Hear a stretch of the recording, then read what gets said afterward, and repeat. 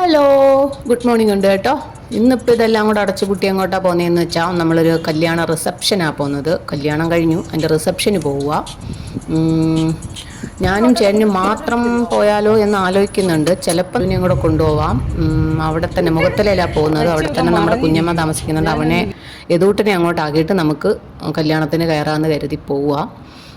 കല്യാണ വീട്ടിൽ ചെന്ന് അവിടെ അനൗൺസ്മെൻറ്റും പാട്ടും കച്ചേരിയൊക്കെ ഉണ്ട്. നമ്മുടെ മെയിൻ ഭക്ഷണമാണല്ലോ മുഖ്യം. നമ്മൾ കാശ് കൊടുത്ത് കേട്ടോ, കാശും കൊടുത്ത് നമ്മൾ അങ്ങോട്ടെന്നല്ല, യുദ്ധഭൂമിയിലേക്ക് കയറി എന്ന് പറയണം. അവിടെ ബൺ പൊറോട്ടയും നൂൽ പൊറോട്ടയും ഒക്കെ പല വെറൈറ്റികളൊക്കെ ഉണ്ടായിരുന്നു. കുറച്ച് റൈസൊക്കെ ഏതാണ്ട് മാക്കം എന്ന് പറഞ്ഞാൽ വെളുക്ക തിന്നെന്ന് പറഞ്ഞാൽ മതിയല്ലോ, ഏതാണ്ടൊക്കെ ആ പാത്രം നിറച്ചിട്ടുണ്ട്. എല്ലാ തരം കറികളും വാങ്ങിച്ചിട്ടുണ്ട്. മട്ടൺ സ്റ്റൂവോ ബീഫ് കറിയോ ചിക്കൻ കറിയോ ഏതാണ്ടൊക്കെ ഉണ്ടായിരുന്നു. ഏതാണ്ടൊക്കെ വാരി അതിനകത്തോട്ട് വെച്ചിട്ടുണ്ട്.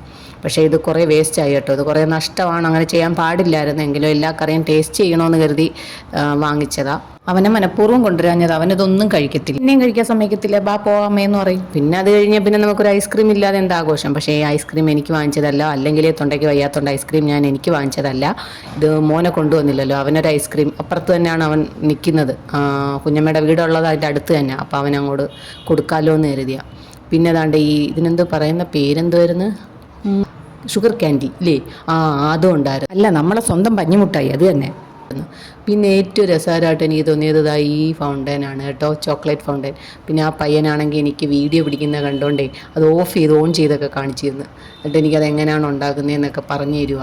പിന്നെ അതൊരു പൈനാപ്പിൾ മുക്കി അവളും വാങ്ങിച്ചു. പിന്നെ ഞങ്ങൾ അവിടെ നിന്ന് ഇറങ്ങി നേരെ ഏതൂട്ടിനെയും വിളിച്ച് ക്രീമും കൊടുത്ത് പിന്നെ ഞങ്ങൾ നേരെ പോകുന്നതിന് കൊല്ലത്തോട്ടാണ്. ബീച്ചിലോട്ട് കൊണ്ടുപോകാമെന്ന് പറഞ്ഞ് ചേട്ടൻ കൊണ്ടുപോയതാണ്. പക്ഷേ എല്ലാം പ്ലാനും തെറ്റി. കുറേയേറെ ലേറ്റായിപ്പോയി. പിന്നെ നിഴൽ മാത്രം ബാക്കി. ഞങ്ങൾ നിഴലിൻ്റെ ഫോട്ടോ ഒക്കെ എടുത്ത് പിന്നെ അവർ കുറേ ബബിൾ ഊതി കളിച്ച് അവൾ വിടുന്ന ബബിളിനെ അടിച്ചു പൊട്ടിക്കലാണ്. അവൻ ഫുട്ബോൾ കളിക്കുക ബബിൾ വെച്ചിട്ട്. ഇനിയുണ്ടോ?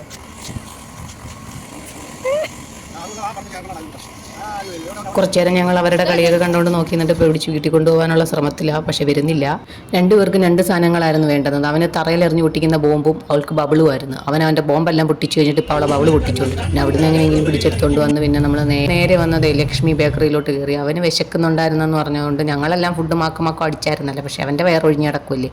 ഞാനും ചേട്ടനും ഓരോ ചായ മാത്രം വാങ്ങിച്ചു. ബാക്കി എന്തൊക്കെയോ അവനും വാങ്ങിച്ച് കഴിച്ചിട്ടുണ്ട്. പിന്നെ അത് നേരെ ഓപ്പോസിറ്റ്. നിങ്ങൾക്കറിയാവോ ഇതിൻ്റെ പേര്? നിങ്ങൾ തന്നെ വാങ്ങിച്ചോ. ഞാൻ പറഞ്ഞിട്ട് ഇനി അക്ഷരം മാറിപ്പോണ്ട. ഇത് ജിഗർത്തണ്ടയോ അങ്ങനെ എന്തോ ഒരു പേരാ, ഫേമസ് ആണെന്ന് പറഞ്ഞിട്ട് ചേട്ടൻ പറഞ്ഞ് ഞാനത് ഒരെണ്ണം വാങ്ങിച്ചു നോക്കാമെന്ന് കരുതി വാങ്ങിച്ചു നോക്കിയതാ. ഐസ് ഇഷ്ടപ്പെടുന്നവർക്കൊക്കെ ഇഷ്ടപ്പെടുമായിരിക്കും. എനിക്കത്ര ഇഷ്ടപ്പെട്ടില്ല, അത്ര പോരാ. ഐസ്ക്രീമാണ്. പിന്നെ ഏത് ഫുഡും ട്രൈ ചെയ്യണമെന്നുള്ളതുകൊണ്ട് ട്രൈ ചെയ്യും. അപ്പോൾ ഇന്ന് ഇത്രയേ ഉള്ളൂ. Okay, bye, see U.